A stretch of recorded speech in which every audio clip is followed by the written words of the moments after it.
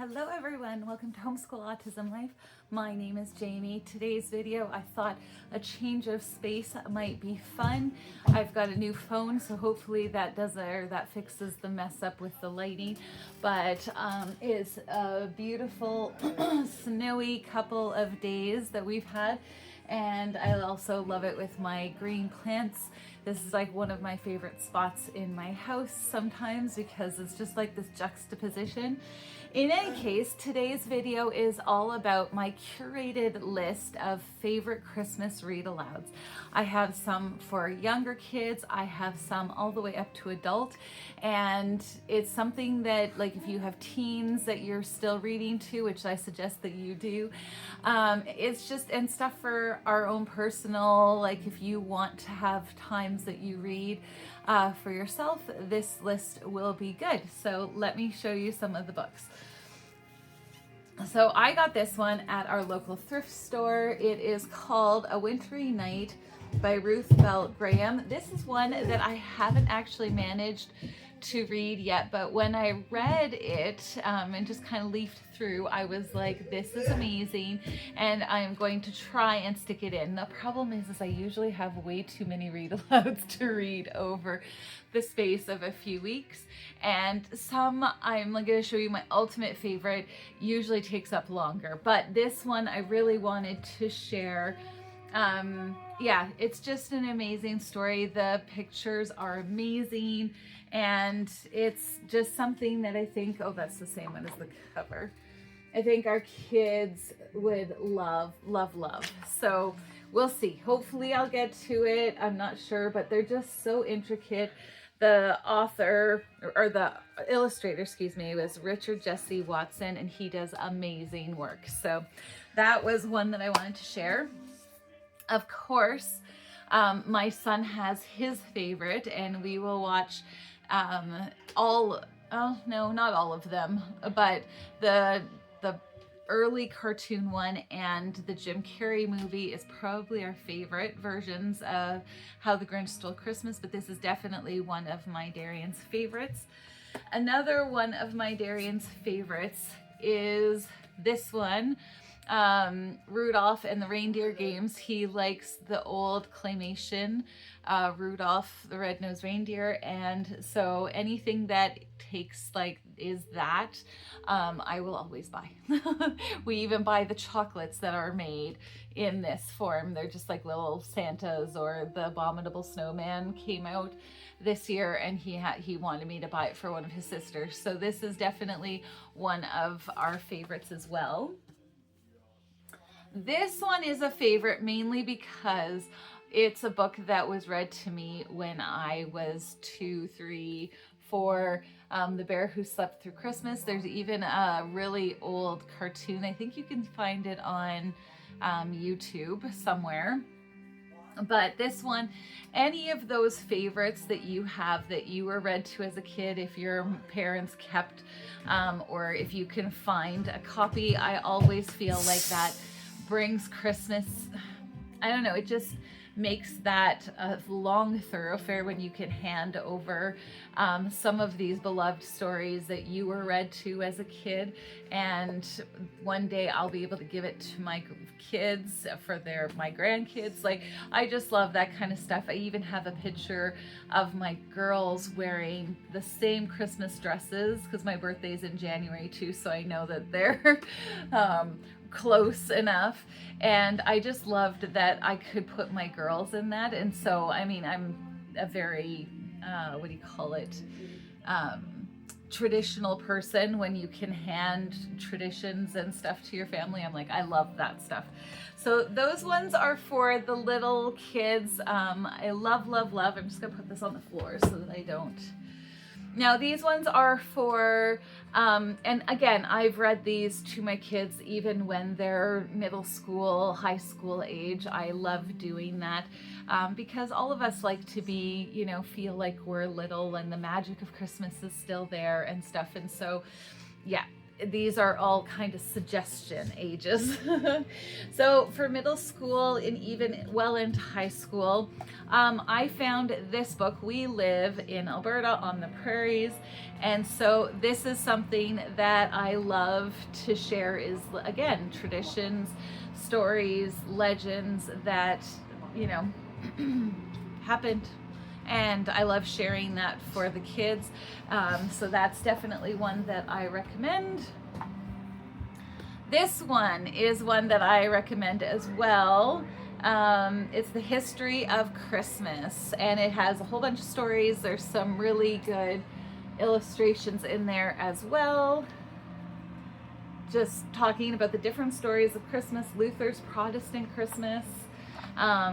Yeah, it's 2,000 years of faith, fable, and feasting.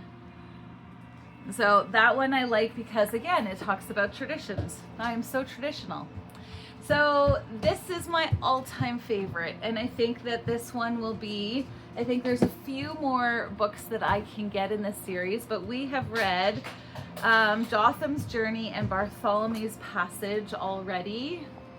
And these are the ones that I was saying take a bit of time to read. The reason why I think you could go fairly young on these as well, but just a heads up on them that they do have, the main character gets into a lot of peril and danger. So if your kids are more sensitive to that, make sure that you are, like, you know, just more aware, because they do talk about things that happened in the first century that weren't fair, that were dangerous, like slavery and beatings and that sort of thing. So just to be aware. But what I love about them is they're telling the Bible story from a different viewpoint, from the viewpoint of Jotham and Bartholomew, and the one we're doing right now is Tabitha. You can also start these. These are Advent books, story books. And so you start them, they, at the back of the book, they have a, of course I'm not going to be able to find it right away. They have a list of different years and the date that you would want to start this, and then they have a daily reading, a daily chapter, and they can go for a while, so just to be aware, but it's every day. So that's why I said, I'm like, oh, it's so hard because there's so many great Christmas books. So this is definitely one that it really highlights to our children that they lived, Jesus lived in Israel, in Jerusalem, so they talk a lot about, or he's been to Jerusalem, I should say, not that he lived there. They're talking a lot about just the customs that we don't ever really hear about in churches and stuff like that, unless you're Messianic believers. But it's one of those things that it's really kind of cool and a different version of the story than the one that we hear all the time. So these ones are my favorites. I will never not read one of these to my kids. Oh, the other thing I was going to tell you is that the characters in all of these stories interact. So because we've already read Jotham and Bartholomew,